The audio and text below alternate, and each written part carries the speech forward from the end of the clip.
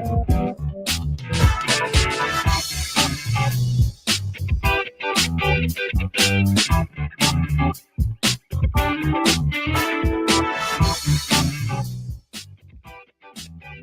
yes. Well, it is a Wednesday around the world, and I'm Dave Rothenberg, and this is Dave Rothenberg's Giants Obsession.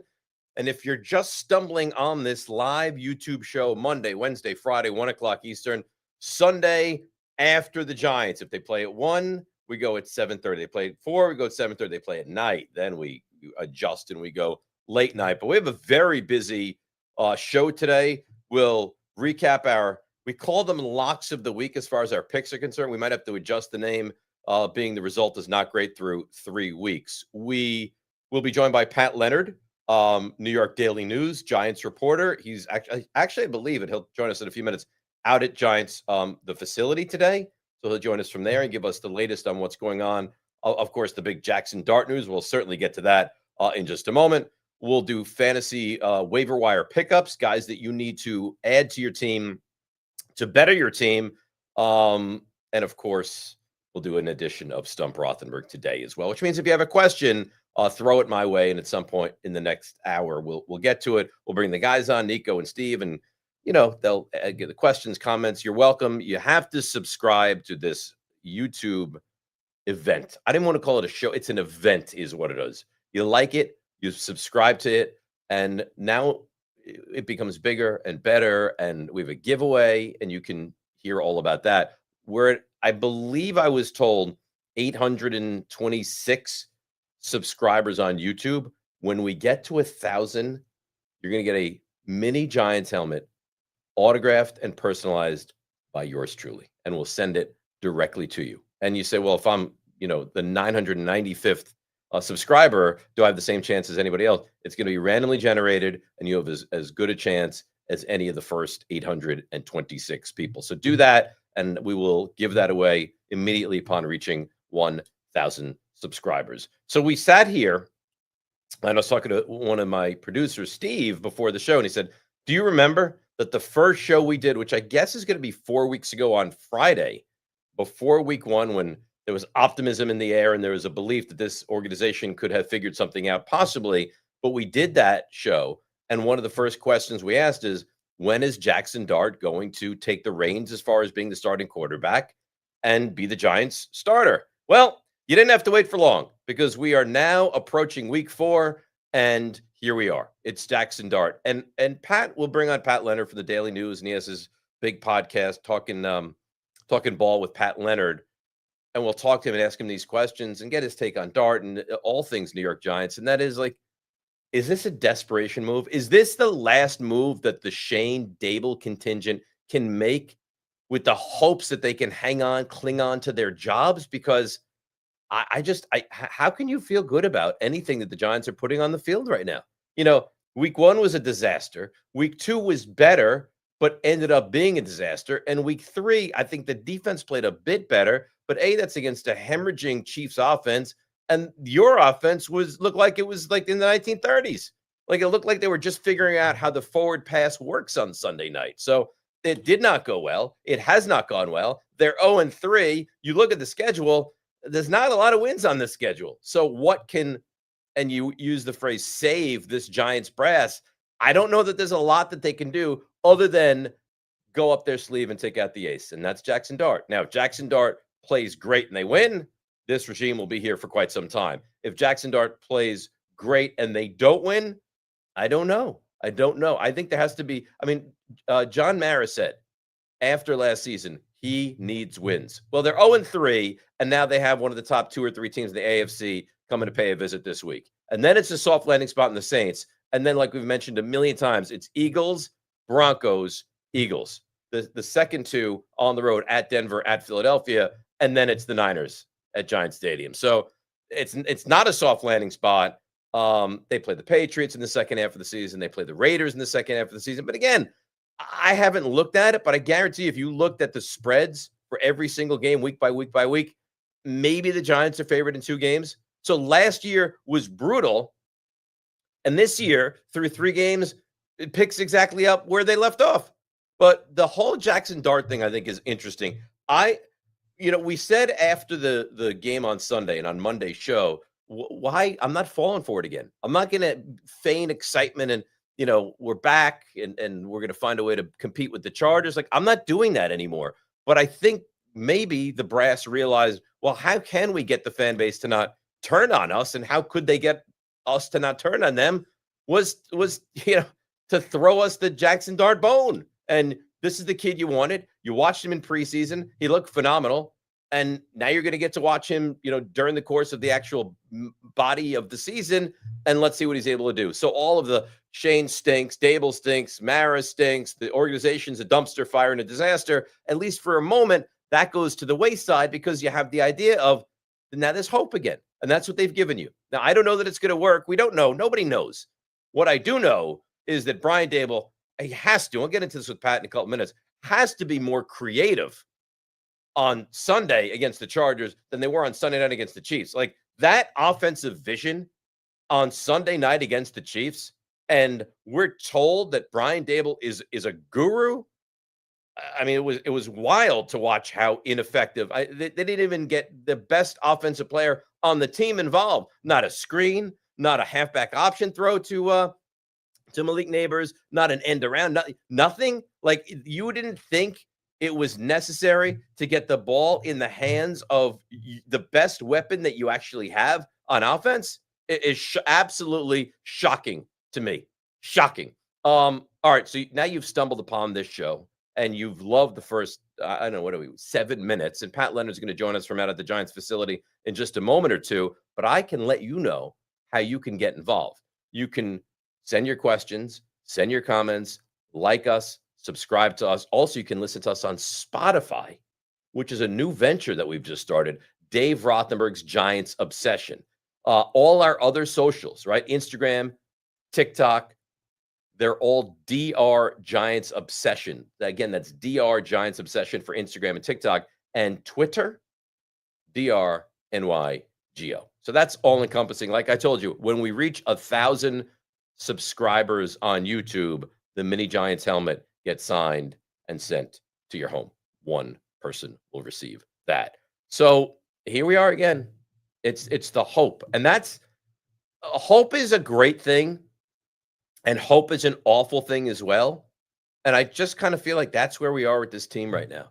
Is what more if the Jaxson Dart, for lack of a better term, experiment doesn't somehow work quickly, how quickly the reins can just completely fall apart, right? Because what else is there? I'm excited about Abdul Carter as well, but I mean, through 3 games, he has not looked sensational. Burns is a stud. Thibodeau looks good, but they can't move the football. The offensive line is not very good. Andrew Thomas is clearly not at 100% health yet. You have Neighbors. You're excited by Scattaboo. And guys, this is the big play. This is the big play. This is, what do we have with this kid? And you almost feel, and we've talked about this a lot on my radio show about the Jets. So the Jets bring in Justin Fields, and they're trying to save Justin Fields, right? And he has one weapon in Garrett Wilson. And if you want to say Breece Hall as well, fine. But for the most part, he has one weapon. Well, if you're trying to make your quarterback the best version of who he can possibly be, wouldn't you do more than just have one weapon for them to throw to or get the ball into those hands? Well, the Giants have the same. And so the Giants have the same one stud receiver. And I actually believe that Neighbors is better than Garrett Wilson. I like Wilson. I think Neighbors is a different level of special. But Breece Hall at this point, you'd say, is better than Scattaboo. So it's very similar in what these two teams match up with. And you're throwing your hopefully future franchise quarterback to the Wolves and saying, all right, you've watched 3 games. You had a nice preseason against guys who maybe not in the league anymore. Let us know how it turns out. It's got the potential to be great. It also has the potential to be, I don't know that I want to say a disaster, but it has the potential to not work right away. All right. So with that being said, so Pat's still not there. And I blame Nico for that. Because Nico, pop on for a moment, would you? You told me that you were in touch with Pat. And you told me that this was going to be a non-issue. I come in, I sit down, my headphones aren't working. We remedy that, and now I'm about ready to go to Pat, and you text me, no, Pat's still not here. So what's happening? So this actually isn't controlled by me. This Mhm. is controlled by another person in this room.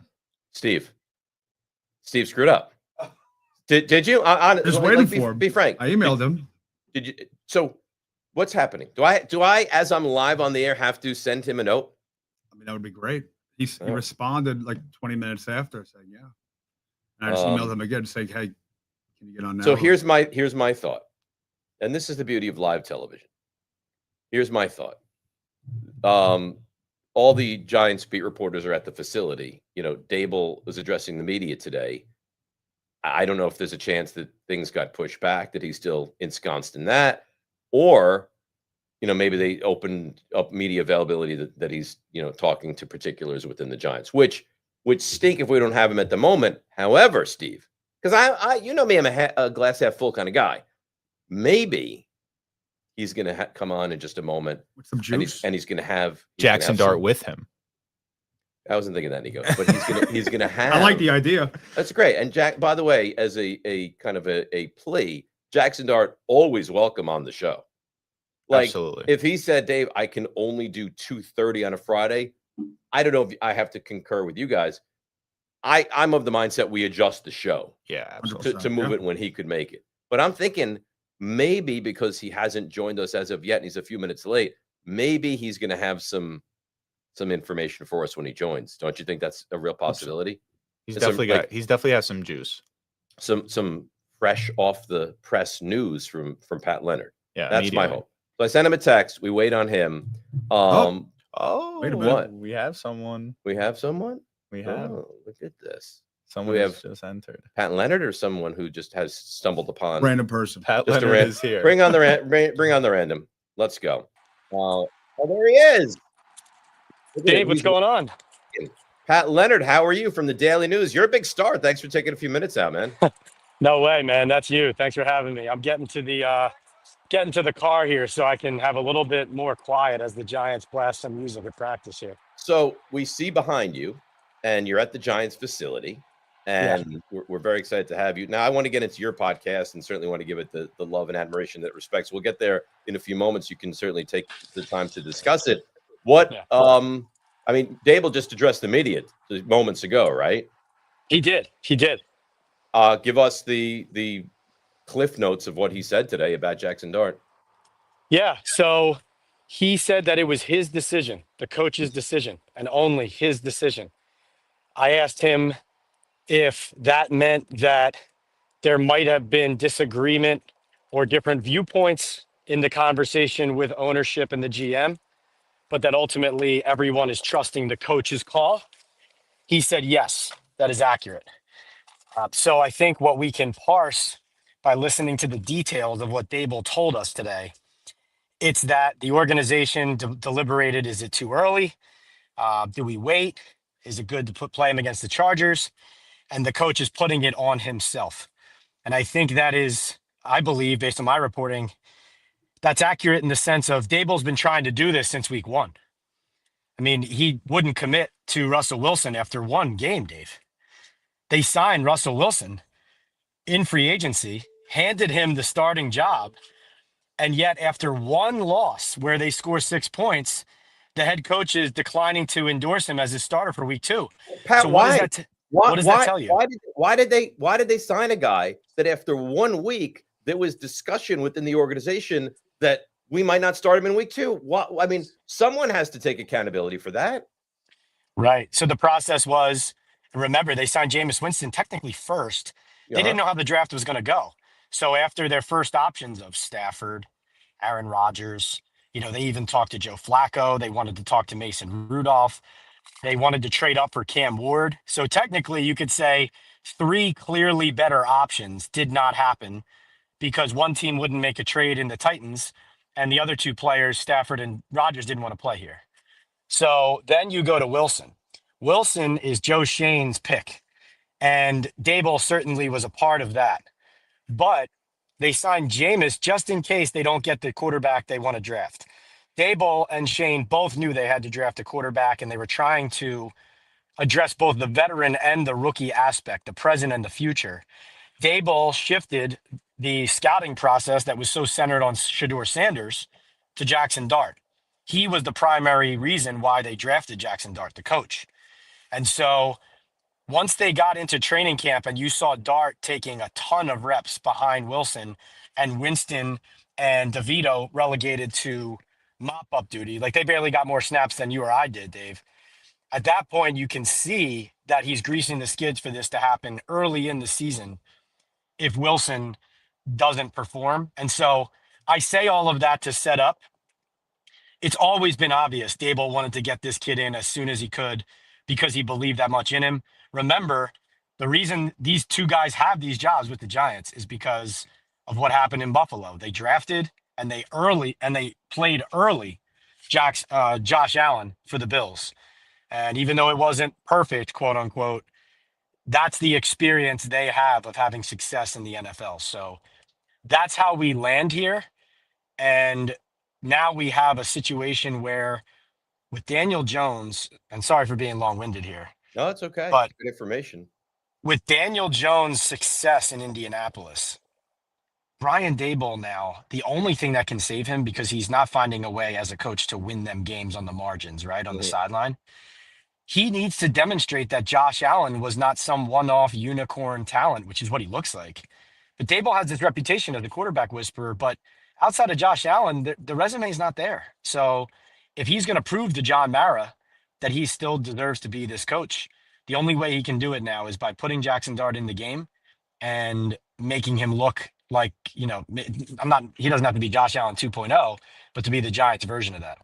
So correct me if you think I'm wrong, and maybe I am. This feels to me like this is not a very good team yet again. It's the same offensive line somehow, which is really remarkable. They don't have a ton of weapons. The coaching staff probably feels led by Daboll like this is a Hail Mary. Like what do I what are my other plays that I can come out and say, all right, I could do this, I could do this, I could do this. This feels like this is the last play, Pat. And if this doesn't work, he kind of knows he's dead man walking, but why not get this kid as much reps as they can get, and let's see what the final 14 games of the season brings us. Is that a fair assessment or no? Yeah, no, I think it is the final ripcord, the break glass emergency. Like if you're Brian Daboll, if you're going to this and it doesn't work, that's it. And that's why. So the frustrating part of his press conference just now with us, he would not get into any detail of why he made the decision. So in other words, fans over the last 24 hours have been wondering, okay, how much of it is they don't think Russ is any good? How much of it is just they can't get a win and the coach is trying to protect his job? And how much of it is just how much confidence they have in Dart in general? Daboll would not address any of that. But I believe that it wasn't just, hey, we think Dart gives us a better chance. It was them accurately, and I'll give them credit for one thing, Dave. They accurately realize that the Dallas Cowboys offensive game was a mirage. They accurately understand that despite Russell Wilson having a career day that day, they watch Caleb Williams suddenly look like an NFL quarterback out of nowhere against the same defense. And they say, you know what? If we're properly evaluating this, we understand that the 15 total points we scored in those two games is not the anomaly. The 37 points in Dallas is. It's a panic move, though. I mean, it's, even if you have confidence in Dart, even if you're frustrated with Russell Wilson, it's a panic move, Dave. And I think if they had just won that Dallas game, not only will we not be having this Dart conversation this week, we wouldn't have had it for, I don't know, 2 or 3 or 4 more weeks at least, right? But it's the record. That's why Dart's in this early. It's all those other factors, but it's the record and it's the job security. Well, what did John Mara say when he addressed the media last year? I want to see wins, right? It wasn't I want to see competitive losses against Dallas or, a decent defensive effort against Washington. I need to see wins. And Pat, listen, you're around this team every single day. You know better than me. They're 1-14 in their last 15 games. They're 3-17 in their last 20 games. And not only is the record an unmitigated embarrassment, but the one win in the last 15 games, you'd say, actually hurt them and didn't even help them Because if they had lost that game, we'd be talking about Cam Ward. We talked about this on my radio show this morning. And it doesn't make any sense. Like if you wanted Dable and Shane back and you're John Mara, that's your decision. Okay. But wouldn't you tell them last year before the Colts game, you love Cam Ward? I don't care if you win this game or not. In fact, if you need to lose this game, that makes sense. But if that's the quarterback, they won that game and then tried to trade for him. Like, can you make it make any sense, or is it as puzzling and mind-boggling as it is for you as it is for me? Yeah, no, it is puzzling. I think what you have to accept is that even though they are very good at pumping their narrative and, at times propaganda out through the national media, the Giants do not have the airtight blueprint and plan that you would hope as a fan that they have. They have been consistently adjusting and recalibrating based on failed attempts, whether it's player acquisition, whether it's losing too many games, whatever it is. The Giants have been flying by the seat of their pants. It started with after that playoff berth and playoff win in 2022. They forgot, not that they forgot, they told themselves we're way ahead now of where we thought we would be. That, Dave, I can't even describe. And I know, listen, I've heard you say this too. So I know you know exactly what I'm about to say, but it's like this organization, this is why it's not just the coach and not just the GM. This is the organizational problem here in New York with the Maras and the Tishes. They do not know how to evaluate themselves. They can't stop themselves from overreaching and reaching conclusions preemptively. And I always tell this story, but it's true. This is not just me painting a metaphorical picture. This is actually a real thing that has happened here before. This team, like, let's say you're in the draft room and you put the depth chart up on the whiteboard, right? And let's say you say, okay, going into this draft of free agency, we need to fill our cornerback 2 spot for next season. It needs to improve. When the Giants add that next corner, they put the magnet or they write the name up there and they put a green check mark and they're like, all right, we fixed that. That doesn't mean you fixed it. That means you added a player to the competition. They do that and then they move on to the next position. Like Theo Johnson's a good example of tight end. Is he a young, promising physical specimen who might be able to give you something? Yes. Can you just say we fixed tight end? We don't have to address it now? No. But that's where they always get in their own way. And it happens with micro decisions like a tight end position. And it happens with macro positions like who they hire and fire. It's really remarkable, and it's very difficult to be a fan of this team. And I would imagine as such to cover the team as well. Now, the offensive game plan on Sunday night was mind-boggling to me. You have, I don't care what anybody says, Malik Neighbors is a star, and I didn't think he was at the level of a Jamar Chase or a Justin Jefferson. I think maybe I've adjusted my opinion. He's an absolute star, and I think it's almost criminal that until the fourth quarter, the ball did not get into his hands. I get it that Spagnuolo is very bright. There's one thing you want to take away on this Giants offense, and you're going to play, over the top coverage. I get it. There has to be a way you can figure out to get the ball into the hands of a playmaker. An end around, a screen with blockers in front, something. I mean, so it's kind of a two-part question, Pat. A, how does that happen? B, do you think they adjust and are smarter moving forward with the future, hopefully franchise quarterback starting on Sunday in Jaxson Dart? I think that's a great point by you. I think you're hitting the nail on the head about this opens the door or reminds you why this is not just, it's hard to have confidence just because they're changing the QB that everything's going to be fixed. There's many reasons, but the one is what you just hit on. Why was the coaching staff on offense not prepared to, number one, coming out, get him the ball at all? And then number two, when you see how Spagnuolo is defending them, they didn't have a way to get Neighbors across the field more into windows of the zone. To your point, if they're forcing you to run the ball, get the ball in his hands in the backfield, jet sweeps, whatever it is. I'm actually doing a story for the Daily News on exactly this because I think you're hitting it. Like, it's such a great point. Outside of Dart becoming the quarterback here, the number one story here, and yeah, it's the job security, is what the heck was that with Malik on Sunday night against the Kansas City Chiefs?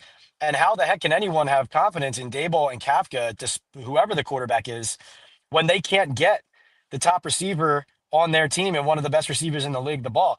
Dave, you and I both know that, like, this is something I've been hammering.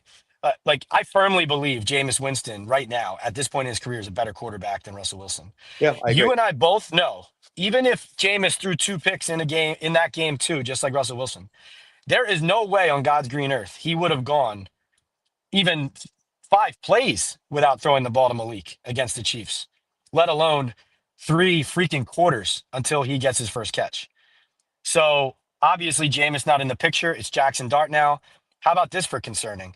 Malik's not practicing today. He's on the field. They're keeping him off the field today. They didn't say exactly why yet. Maybe it's a rest day. Maybe it's his back. He's taken all his reps with Russell Wilson, Dave. So now the first practice that Jackson has of 3 to prepare for the Chargers, Malik's not running routes and catching passes for him. I mean, this is just, Yeah, it's out of control. He basically ran go routes and hitches in that game. And you saw the result.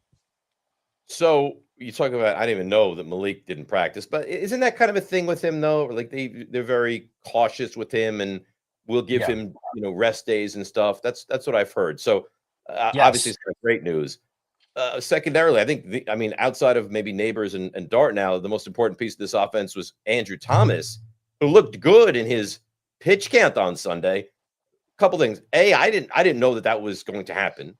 B, would I now assume he came out of this well and is going to be healthier this coming Sunday? Because if he doesn't play and protect the blind side of Jaxson Dart, then it could be a disaster against San Diego or the LA Chargers, I should say. Right. No, I prefer when you call him San Diego. Yeah, Thomas, this is part of the reason, from my vantage point, this is part of the reason why even the people who disagreed or thought they should wait on Dart acquiesced at a certain point here, was because you couldn't put Jackson on the field with Marcus Bowe as their starting left tackle. The guy gave up anywhere between 7 and 9 pressures last game against Kansas City, depending on which site you're using, Next Gen or PFF. And he's a 5th-round rookie. He's not supposed to be their starting left tackle, so I don't even put it on the kid. You have Joe Shane's James Hudson signing. Now you can't play that guy. You can't trust him. So the good news here is that Dart is in part because Andrew Thomas played 28 snaps on offense and looked good. And Brian Daboll, now this is what the coach has said. He said twice now, Monday and Wednesday, that Thomas came out well out of the game physically. So you would imagine that means he's going to play more in this game. I don't know how much more. I don't know if that means a full game. I would be surprised if it was a full game, Dave, only because after the game, Thomas said, I felt good. And then somebody said, did you feel good enough that even though you had the snap count limit, that you felt like, oh, you know what? If I had to play this full game, I could. And he said, well, I could say that, but he said the whole point here is that we're making sure we're limiting my reps to a certain level so that I don't have a setback. And I just hate hearing that word from a guy after he played. And he's telling me he's good, but he's telling me we're still guarding against the setback. Mm-hmm. I don't know. It just makes you concerned. They've obviously had him on a plan. He's had himself on a plan. And my guess is they'll try to see if he can go closer to the full game, but that it'll be dangerous to do so, and they'll probably limit him. Just, I don't know, maybe, this is a total guess, but maybe they go to 40 snaps instead of closer to 30, At the end of the day, when we close the book on this game Sunday, and I know it's a total conjecture and guess really at this point, what do you think happens with Jaxson Dart? You think we game ends, forget about even the final score, and we're like, you know what, I can see it? Or do you think it's like, because if they lose and he looks awful, I mean, the heat and I know it's his first start, and I remember Eli Manning back in the day and how brutal he was, and he had a better offensive line and better weapons around him than Jaxson Dart does. But this is a disaster right now. And if he doesn't come out of this game with some promise, I think the fan base will have their ire really up. What's your best guess as we're a couple days away from this one? Yeah, so I think Dart's a gamer. I think he's a good player. I think you're going to see some good and some bad, mainly because he hasn't played against a game plan specific to him. And now it's Jesse Minter dialing up pressures and one of the best scoring defense in the league. I think they're 4th in scoring defense, the Chargers. They only allow 16.7 points per game. One thing I'm confident about is that, and as you've seen, Daboll was doing it early, even with Russ as the starter. I think their red zone offense will be better with Dart in the game. I think he gives them more options. I believe his mobility, his toughness, and just the amount of calls that you can make with him in the game versus Russ because of his skill set. Mhm. I think if they can get the ball down there, they can run the ball. You got Scattaboo, you got him, you got his arm, all that kind of thing. I think they'll score more down there. Will they get down there enough is the question, right? How will he handle protection issues if the Chargers defensive line is getting to him? Also, this is something I'm not going to say it fully, but we all remember Daniel Jones. He didn't know when to slide. Jaxson Dart, the most important thing in this game for him is to live to see the next play. Even if you use your legs, get down, slide, get the yards, live to see another one. Do not lower your shoulder. Don't try to take a guy on like you did in the open field in the preseason. I don't think they're going to win the game. I don't think they can win the game. I think they're at such a coaching deficit as well as a talent deficit. And I think the Chargers receiving core is really going to give them a lot of problems on the other side. I think Dart's going to show enough promise that the fans are going to say, why wasn't this guy in the whole time? But I think the real question, Dave, is after this game, let's say they're 0-4 going to New Orleans. This first game is not like, oh, win or else or you're fired game.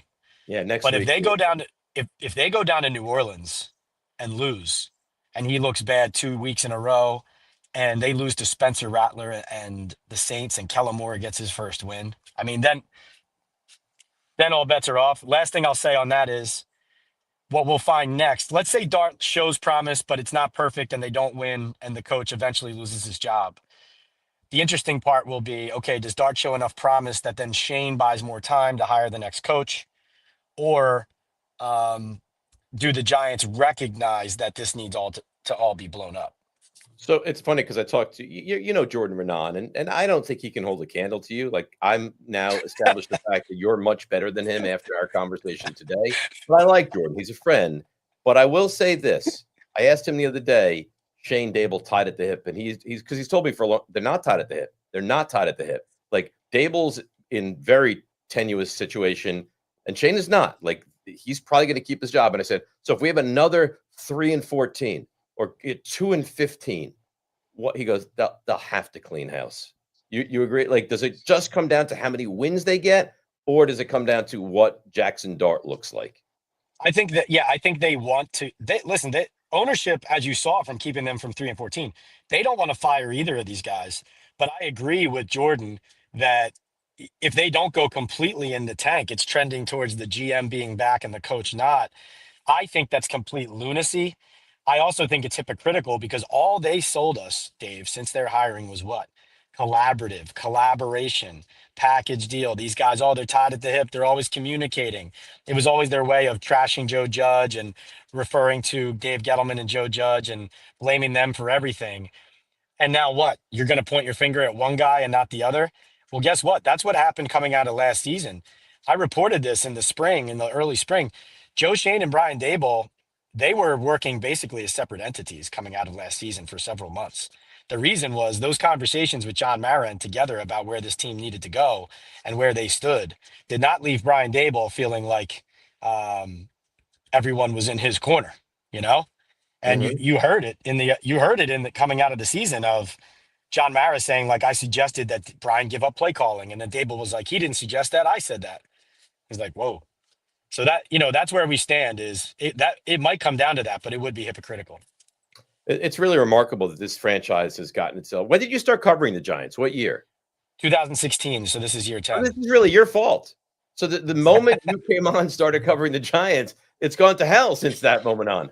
They're killing careers, including mine, Dave. Come on, we need some wins here. They're doing a phenomenal job of it. All right, I don't want to rush you off without giving the opportunity of discussing what you're working on. So I wanted to have you on because you're great and you're there and you have your finger on the pulse of stuff. But tell people what you're working on, how they can consume it, and have at it. Thank you. Yeah, no. So in addition to my coverage at the New York Daily News of the NFL and the Giants, I'm on YouTube. The handle is PL on NFL. The podcast is Talking Ball with Pat Leonard. We have great guests every week. Would love to have you on sometime, Dave. I love your work. You're so super knowledgeable and rational as well. And But you crazy, know, but like rational up to a point, and then I lose my mind and I go crazy. but you need some passion to balance out the rational, and you need some rational to balance out the crazy, right? I'm your But guy. yeah, we got guest podcasts, and then I go live on Talking Ball Mondays and Thursday nights, and then post game live really is the bread and butter. Like after the Giants games, after I come out of the locker room, talking to Dable, talking to the players, I file for the Daily News, and then we go live with fans. We're going to start bringing guests onto those as well, and really give the fans a voice who are in the stadium or driving home or at their house watching the team. And I can bring you guys information and analysis direct to you right away, fresh out of the stadium. And usually I think I can tell people a few things in those that they haven't heard anywhere else yet, because I'm just boots on the ground. That's awesome. Well, listen, is this a new venture you just started this season? No, we're a couple years into it. But I would say there's finally at least some excitement with Dart in the mix now. So Right. hopefully we can get some more buzz going there. That's awesome.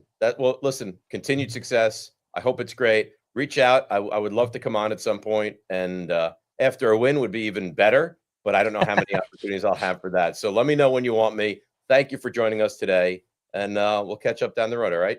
You got it, Dave. Thank you, man. All right. There you have it. That is Pat Leonard, of course, from the New York Daily News, who he's got his YouTube show, and he's immediate after the games. And like you said, I mean, it's great to be in the locker room and then take that from the locker room and then just start to, spout the conversation of what he's seen and people he's spoken to. It's wonderful. So wish him success. And he's good. He's entertaining. He's funny. Some of these guys, and actually, I don't think we've had any on this show yet, but some of these beat reporters are so boring and so bland. You talk to him and you're like, oh my God, oh, I can't take it. But not Jordan is excellent, and Pat is excellent, and Gary Myers was excellent, and we've been very fortunate. Oh no, have we been fortunate, or are we just very smart and we know the guys to get and the guys not to get? So big thanks to Pat Leonard, of course. So what do we have coming up today? Because we have a plenty of show to go. So I ask you, and I ask you every single time. It's like if you go to temple and the rabbi says, "Can you please donate?" Right? Or if they pass around the box at church, they please don't. So we don't ask for that here. But our version of asking for that is for you to like us and subscribe to us. That's it. We're not asking for money. Now, if you'd like to give money, we're welcome that as well. We'd be happy to take it. I got 2 producers who would love to get money. Executive producer, we love money. But I'm not asking for that. All I'm asking for you to do is press the subscribe button and know what's happening on this YouTube show. That's it. And if you like us, that's great as well. We'll get back into Jaxson Dart in just a moment. Questions, you can fire them away. Comments, you can fire them away. We're going to do a little Stump Rothenberg in a few minutes as well. And it's waiver wire day as well. So have at it. Fire away. We are here for you. And then very quickly, we'll recap my picks against the spread so far. I'll say it quietly so far this football season. Nico. Yes, How you Dave. doing? Hey, what's going on? Hi, Dave. What'd you think? You think Pat was good? I think Pat was great. Great. Better than Renan? Better than Renan. Yeah. Better than Renan. Better than Renan. I liked the interview. I thought it was great. Really? Both sides. Now, So you how and him. much of the, be honest, can I ask for your honest opinion? Yeah. How much of it do you think Pat just happens to be very good? And how much of it do you think Rothenberg just puts people at ease and he brings out the very good? Now you're that's it? That's the one. You're looking into my mind. That's the Yeah. one. I think the questions set up the good answers. I think you're probably right. So do we have any questions and or comments so far Yes, we during do. the live stream? Yeah. All right. What do we got? This is from Tapeworm 2001. What happened to the plan to develop Dart? Outrageous and incompetent. We don't know. You say that, but it sounds like Brian Dable was desperate after 1 week to get Dart into the mix. So again, we don't have an answer. He says it's all his decision. Is it all his decision? Is Shane involved? Is Mara involved? We don't know. All we know is that they're throwing a kid out there who may not be ready. You may look back in a year from now and be like, I can't believe in week 4 the Giants had the gall to throw Jaxson Dart to the Wolves. And you may finish watching the game on Sunday and be like, you know what, we got our quarterback of the future. So we don't know. And everyone that wants, I'm an expert. I was talking to someone earlier today. And it's like, enough of Patrick Mahomes sat a year. This guy started right away. Every guy, Tim Hasselbeck said this to me last week, every single player is unique. Every organization is unique. And you can't compare Mahomes, Baker Mayfield, Sam Darnold. You just can't. So we look at this as a one of one, and we'll see what happens on Sunday, and we'll see what happens in the coming weeks. And it could be a dumpster fire of epic proportions, or maybe it rejuvenates the team a little bit, and you see a better version of what the Giants are, and they compete and or maybe even win a couple of games. Yeah, I'm a little hesitant on the Jaxson Dart thing, but I feel like if they had a plan for the season, they should have at least stuck by it for a little bit longer before throwing him to the Wolves. Was the plan maybe like when things fall off the rails with Russell Wilson, we go to him? What was the plan? We have a competent enough backup, or I guess third string. You want to go to Jameis Winston? I would. But how? My question to you would be, how do you make Jameis Winston the third string? Jaxson Dart's the backup during games, and now when it's time to make the switch, now you're going to go to the third string and not the kid that was one hit away from being the quarterback anyway? That was the first mistake. At the beginning of the season, Dart should have been third string, and Jameis should have been. My question is, why did you sign Russell Wilson at all? When they signed Jameis Winston, you have Winston, whatever quarterback you're going to draft, and now that's your duo. Why did you have to bring Russell Wilson into the mix here? I think there's a pretty good chance Russell Wilson never takes another snap for the New York Giants, ever. I think that's absolutely the true. lasting memory you will have of Russell Wilson is the first and goal from the 4 when he threw the ball into the tunnel and took a 10-yard penalty. He had a designed quarterback sneak for a guy that can't move and was stopped right at the line of scrimmage, threw an incompletion, and then his coup de grace, his final salvo. All right, now I'm done and I'm out. I'll throw the ball off the upright, and that will be my lasting image of me as a New York Football Giant. I really think there's a chance you never see this guy throw another pass for the Giants. It would be stupid to put him in again. I think I agree. If Dart doesn't work, you have to go to Jameis. You have to try all the options. All right. So what else do we have? More questions? More comments? What else? Yeah, we have I don't know. Let's see. Mosley, if the guru can't guru and lacks offensive creativity, why is Russ benched and the bum still has a job? It's a good question. Because I think Russ has shown that he's just not it. And the one thing of all the stuff that Pat Leonard said is the Giants are aware and admit that the game against Dallas was not, in fact, Russell Wilson finding his old form. It was Dallas's defense is an abomination, right? I mean, week 1 against Philadelphia, they looked awful. Week 2 against the Giants, they looked awful. And week 3 against the Bears, they looked awful. So it's not, they don't look at it. I think they're right with this. It's not awful against Washington, great and hope against Dallas, awful in week 3. It's more awful week 1, the outlier in week 2. We know he's not great. We know he's not that, but he was good, but he's not good. And week 3 was back to what the norm is. That's kind of my take on this whole thing. And it wasn't that, it was like disgustingly gross. Like it was shocking. It was shockingly jarring. gross. It was to watch the Giants on Sunday night and then to come here and do the post game like we do was jarring. It was horrific and it was nauseating, all wrapped up into one. You got anything else, or we're moving on here? We're moving on. All right. Well, thank you. I'll bring you back to make fun of you at some point a little bit later. I don't want to bring you on and then not bring Steve on because I feel like political campaigns, like you're not allowed to have one candidate without bringing the other candidate on. Let's do that for a moment. Let's bring on Steve. Remember, he's got that fresh, beautiful haircut. Look at that. Look at that face. That is a face only a mother could love. You got something going on, don't you? She tried her best, honestly. And do you have a functional microphone as well today? I do. Yeah. We're moving, man. So you're a Jets fan. Who's a better Never football mind, team man. right now, the Jets or the Giants? I honestly think it is you guys, which is really sad to say because you have a little more spark than us. But because the Cowboys game, I think, was a fluke. Just Cowboys defense is horrible. Was the Steelers? I mean, listen, you could argue, Steve. You could argue the Jets could be 2-1 right now. No, yeah, they should be. And they should have beaten the Steelers, and they could have beaten the Bucs, Not Yeah, that but they our were better than the defense Bucks, is because so I didn't think bad. they were, but they were not even close to as good as Tampa. They just got wildly fortunate, got in a position where they could win the Yeah. game. But they could be 2-1. At a minimum, they should be 1-2. Both teams are sitting here 0-3. So there is some juice with the Jets. They just, in It's typical close. Jets fashion, It's not they far up there. I mean, they're yeah, both at the bottom, but yeah. Oh it no, just it's terrible. The fact Yeah, that no, we're no. heading into week 4, we're still in September, and both local football teams are this level of bad. It's quite frankly, it's embarrassing. I know the Yankees are the only thing that has my hope right now. Right. So. And as a Mets fan, that's not a conversation I really want to have. All right. We'll bring you back later when we do a little Stump Rothenberg. Thank you, Steve. Love you. All right. Bye-bye. All right. So for Jaxson Dart to succeed, what has to happen? So here's the thing is you watch Daniel Jones, and if you remember, and I think it was against Tampa Bay early on in that season, they went to Daniel Jones, and he played amazingly well. Like he's hitting Darius Slayton on bombs. They win that game in Tampa. There's this energy and this like reinvigoration of, oh my God, the Giants they found their guy. Things are good. Things are great, moving in the right direction.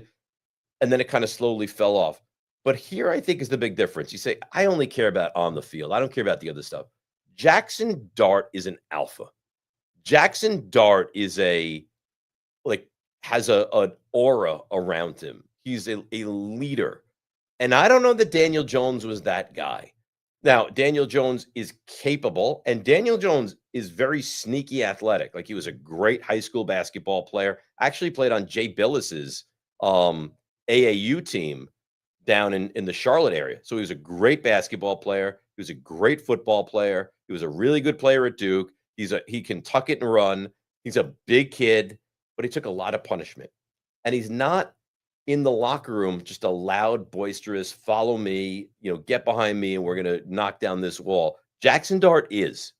And I think that there's probably going to be a groundswell of like, I love this guy. Let's go. Not that it means it's going to work, but I this idea of a consistent comparison to Daniel Jones, I don't think they're the same guy. I know the mental makeup is not the same. And whether you want to say it was Dable, whether you want to say it was New York, like at the end, Daniel Jones was broken, right? He took way too much punishment. He tore the knee. He had the neck. He had the hamstring. He was oft injured. He had moments where he was good, but for the most part, it didn't work out. But I think a lot of that was personality driven, and I think you're going to see a different kind of quarterback in Jaxson Dart than you saw with Daniel Jones. And again, Daniel Jones, if you had a checklist of like big, yep, smart, yep, great arm, yep, athletic, yep, but there was something that was missing. And you say, well, he seems to have found it now in Indianapolis.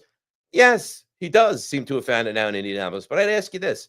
Does Indianapolis have a really good offensive line? Uh-huh. Do they have really good receivers? Uh-huh. Do they have a great running back? Uh-huh. Do they play in a controlled environment? Yep. Do they have a really good head coach? I think so. So, like every single thing checks the box of what Daniel Jones is in Indianapolis, and he wasn't any of those things in New York. And another thing, remember, he tore his ACL last year, right? So now he's got the full year to come back from that. And 2 years ago, he tore the ACL. And then last year came back, and that was only 1 year after the ACL. Now he's 2 years. And the old adage, remember, Saquon was not great year one after either. Year two is when you usually see the best version, or kind of like reflecting back to what they were pre-injury. So I'm not one of these people. I know there's a lot of people out there that they can't handle that Daniel Jones is having success and it bothers them. Fine. If Saquon, the only reason I have any issue with Saquon Barkley is because he does it for the Eagles. If Saquon was on the Colts, I'd root for him. I don't have any anger towards Daniel Jones. And that's another thing. This idea, Joe Shane is going to be safe. John Mara went in Joe Shane's office and said to him, I'm going to be sick if Saquon goes to the Eagles and succeeds. So you went 3-14. You were the laughing stock at home. Saquon was unbelievable. You came out with the worst jerseys we've ever seen in game one last year against Minnesota. Saquon goes for 2,000 yards. They win the Super Bowl. He's unstoppable. Like, going to be sick. That'd be like IV hospitalization level of sick. That's the truth. So how Joe Shane, I'm not, going to the chopping block and saying anybody should specifically lose their job, but how anyone in their mind could think that Joe Shane is just safe is is really beyond me. All right. So let's do fantasy waiver pickups, and then we'll do my locks review, which are not really locks. And then we'll do a quick edition of Stump Rothenberg. All right. So waiver ads. Luther Burden on the Bears. Now, was it a Dallas thing? I don't know, but is he worth having on your roster? I think so. So first 2 weeks, did nothing. Wasn't really healthy. Week 3, he's in there. And only, I think I'd seen, only was involved in 28% of the plays and still gave you a long touchdown and over 100 yards of receiving. So if you have an open spot, Luther Burden is a good pickup. Trey Tucker's a star. Now, I don't know that he's a star player, but in fantasy purposes, he's been a star.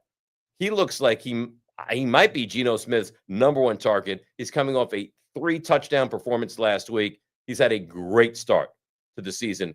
He's one of only 2 receivers to have 4 touchdowns on the year so far. Trey Benson. Now, most leagues, he's going to be on a roster already, but James Conner's now out for the year. So if he somehow is available and you use Fab free agent budget for your free agents, spend good money on him because he's going to get a lot of touches, and I think he's immensely talented.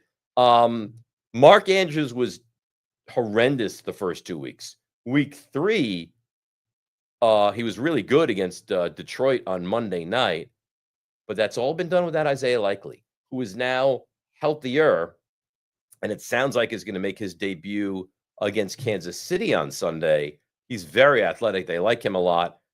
He's probably available in most of your leagues out there. I would certainly look into Isaiah Likely, and this one pains me to say, but when you start to think about streaming defenses, the Chargers defense is really good, and the Giants offense has not looked really good. So you add that up to if the Chargers defense is available, it's probably a defense that you would look to add to your fantasy roster this week. And, I'm a proponent of streaming your defense. Like, you don't have to draft the Niners and play the Niners every single week. You can go, well, Niners have a great matchup, go with them.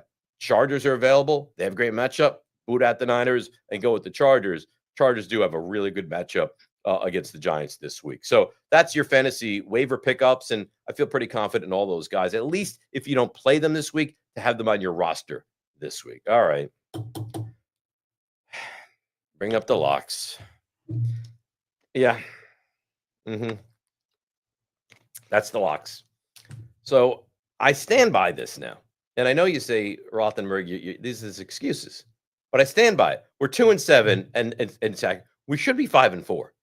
According to my calculations, there are 3 games that were in the bag that we should have won and we didn't. There's nothing we can do about that now. There's the Broncos game, which was they won the game, and then they went back with no time left on the clock, overturned the field goal not being hit. They do it again. He hits it. That's a loss that we should have had as a win. The Rams might be the worst beat I've ever taken. So that's a loss that we should have had, a win that we should have had, but we took as a loss. That would bring us to 4. And then week 1, we took the Ravens against the Bills. They led by 15 points with 4 minutes to go. The analytics said it was 99.1% that the Ravens were going to win that game. They lost that game. So if you take those 3 losses and flip it, we're sitting here at 5-4, not 2-7. That being said, we're sitting here at 2-7. But I promise you this. This weekend, we're going to be better. This weekend, all of our luck, all of our fortune, it's all going to change. All right, Nico, Steve, who's running point on a quick little tidy edition of Stump Rothenberg this week? Is it you? Do you feel like maybe, Steve, you should get a monocle to run this? I would like that, honestly. Yeah. Would you, if I were to purchase you a monocle, would you wear it? I'll wear it 100%. Yeah. Only during the broadcast, or would you now live your life? Stump. Would you live your life as a monocled person? I don't know. First, you want me to cut my hair at 100,000. Tell me that you with a shaved head and a monocle wouldn't look like an evil genius. Tell me that. I might be able to get like cast in a movie, maybe. I don't think there's a maybe about it. All right, what do you got? Give me. What do you got? We got a comment here from David Carlson. Which MLB team has the longest current postseason series win drought? So, team that hasn't won a postseason series in the longest. Well, I'm going to take a minute. It's not the Yankees. It's not the Red Sox. It's not the Guardians. It's not the. I mean, see, the Marlins haven't won. Mariners haven't won a postseason series. Blue Jays, no, Blue Jays won a series recently. I don't know the answer to this. Tigers won a postseason series. I'm thinking Marlins, but are we including? You may not like the 2020 season when everybody got in.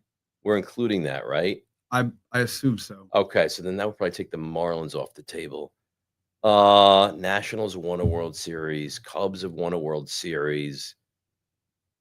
The Reds. I think the Reds have won a postseason series in a long time. All right, I'm gonna put the Reds on the side. Said they come. Pirates. Put the Pirates on the side too. Rockies have been to a World Series. Giants have won the World Series. You know what? I'm Pirates and Reds. The Mariners is not the answer. A's, I don't believe, is the answer. I'm going to go with the Pittsburgh Pirates. That's wrong, huh? Is it the Reds? Oh, Yeah. really? Yep. 1995. Beat the Oh. Dodgers. And you know what the thing is? Like, you just saw all of what Stump Rothenberg is meant to be. It's the question, it's the analysis, it's the thought process, It's the it's stump. the eliminations, it's the we start with 30 teams and now we have 5 and now we have 3 and now we have 2 and I go down to the 2 finalists and I get it wrong. That's a shame. All right, what else you got? So I made my own stump. This Stump is you. a home creation. A Steve Stump, some Okay, would say. this is There's going a to be little ring to NBA, so we know we're going NBA, You know it's going to be Knicks, baby. Come on. right? All right. So since 1947, Okay. the Knicks have had a former player reach the NBA Finals since 1947. Last year, it was Isaiah Hartenstein and Obi Toppin. Who were the players in 2024? NBA Finals. Yes, who reached the finals? There were 7 of them. So 2024. So this is 25. So 24 is Celtics and Warriors. Is that accurate? No. Was it 2024? It's Celtics won the championship. Mm-hmm. Oh, they beat the Mavs. Mhm. Okay. All right. So Celtics and Mavericks. And repeat the question, please. So it's former players. So Right. who used to play for the Knicks that made to the NBA Finals. It's been a thing since And it's 1940. more than one. It's 7 of them. 7 year. 7 in 2024? Yes. And you're looking for all 7? Yes, I am. I got to stump you, Dave. Come on now.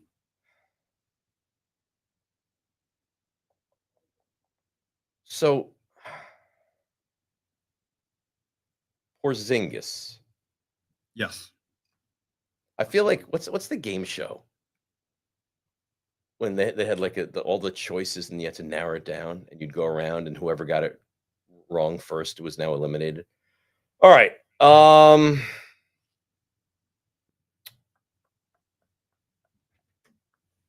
Not Tatum, not Pritchard.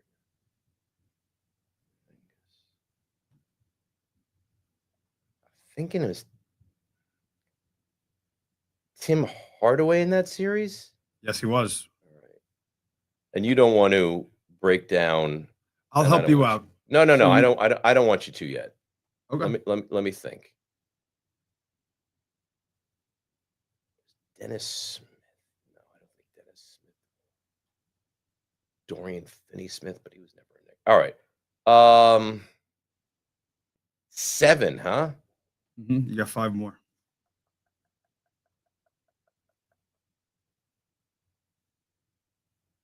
I was going to ask you how does it break down, but let me think if I can get this. Drew Holiday, Jason Tatum. Who else played? Okay. Luke Cornett. Boom. Yeah. Okay. So those are all the Celtics ones. So we're done with. So the Celtics are only 2. Yep. The rest are on Dallas. So I got 4 more on Dallas. Yeah. Oh, no, I'm sorry. You got 3 more. You got 3 more. So there's 1 more on the Celtics. No, there's none on the Celtics. There were 7 in total. Oh, 7 in total. And I've gotten 3. Yes. Okay. Mavs 2020. So is Dennis Smith? Is Dennis Smith a? That's what I'm thinking. Who else could be?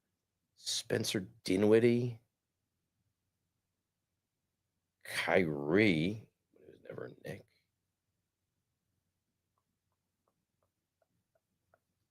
All right, so this is what takes time now. Who was the big guy on the Mavericks? PJ Washington was never a Nick. Point guard. So Doncic was the point. I got Tim Hardaway, correct? Mm-hmm. You like this question, don't you? Because the problem with this question is it like makes me like have to go through everything, every No. team, and there's 7 answers, so you have to really like. All right. I know there's guys that are. Is Dennis Smith. So this is the. You know, to the NBA Finals, right? Are any of these guys still on the Mavs? Or is that not information that you're willing to give me? I don't believe so. Maybe one.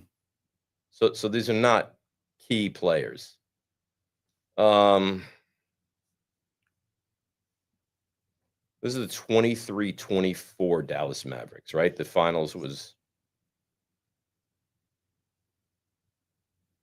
All right. Let's get to work here. Well, Seth Curry might have been on the team, but Seth Curry was never a member of the Knicks. All right.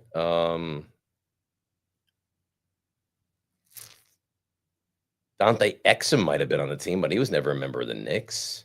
Was he? Dante Exum was a Knick? No.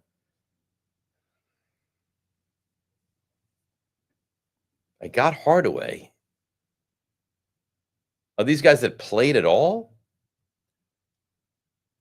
Probably not, right? One, I think, barely played. Derek Lively might have been on the team, but he was never a Knick. He was drafted by the Mavericks.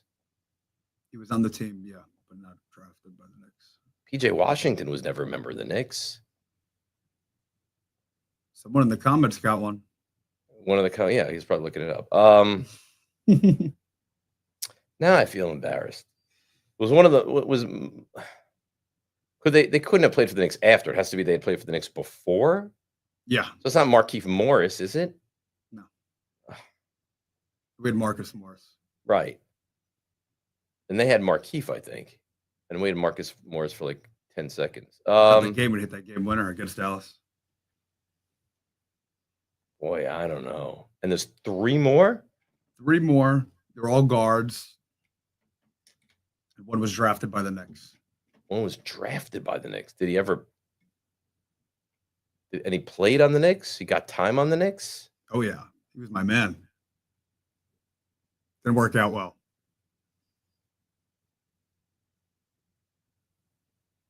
He says, not Derek Jones. I don't know.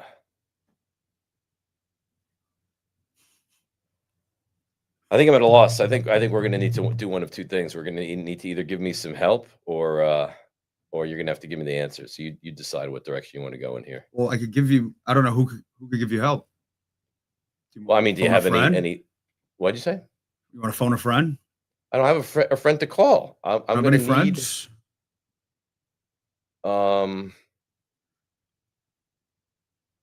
Who else? So drafted by the Knicks? One was drafted. It's not Dennis Smith because he. No. I think Daniel Gafford was on that team, but he's not. This would be the 23-24 Dallas Mavericks, right? Yes. So it's not Gafford. It's not Kyrie.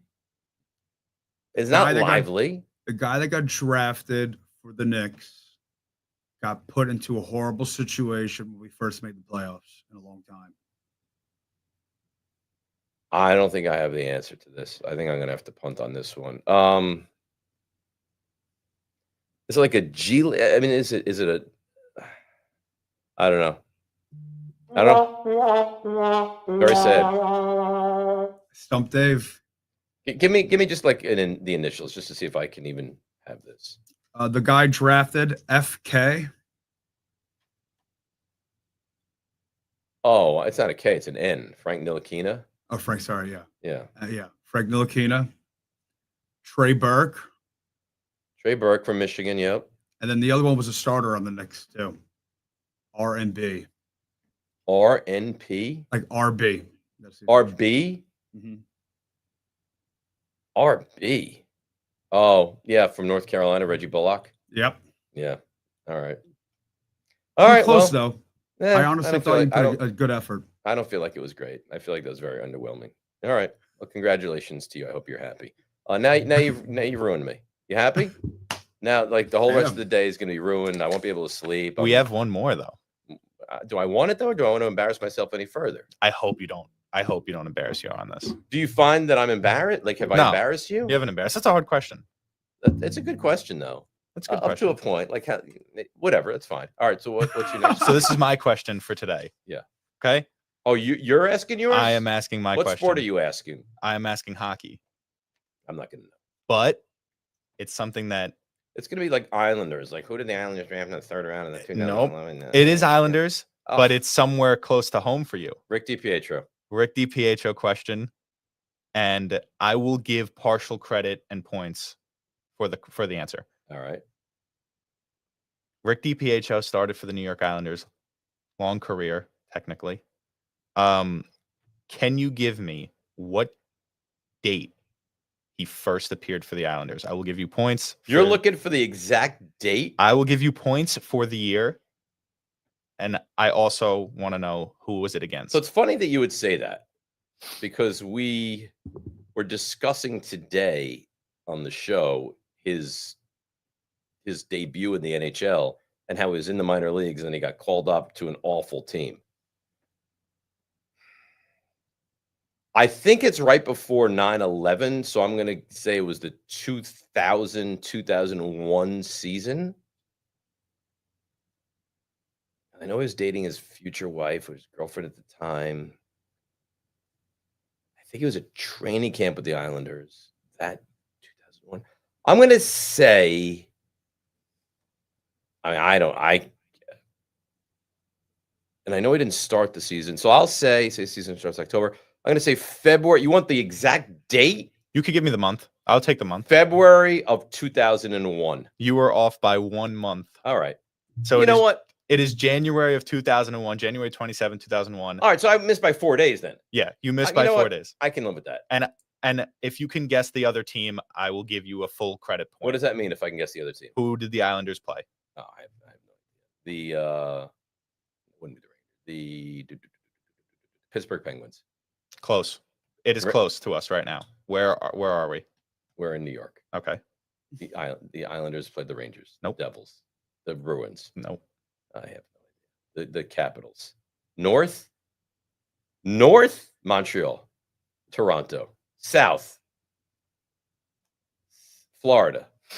Tampa. North, but south of Montreal. South of Buffalo. Buffalo Sabres. See, I know It was a I know 2-1 loss against the Buffalo Sabres on January 27, 2001. Do you remember that game?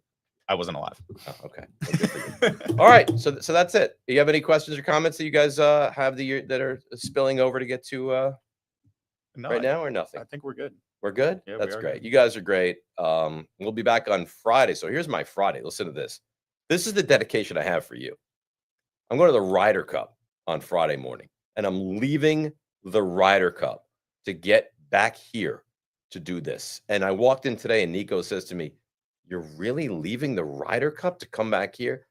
That's the dedication that I have, which means that at a minimum, you should like us and subscribe to us.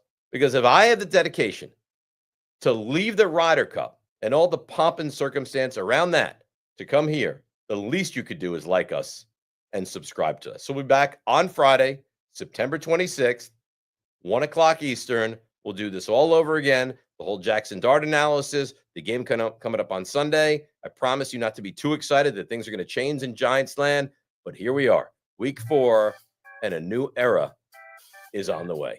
Friday, 1 o'clock Eastern. You can check us out all over, like you always do. Instagram, DR Giants Obsession. TikTok, DR Giants Obsession. Twitter, DR NYGO. And of course, we're on Spotify now. Dave Rothenberg's Giants Obsession. Until Friday, this has been, you can say it with me, Dave Rothenberg's Giants Obsession.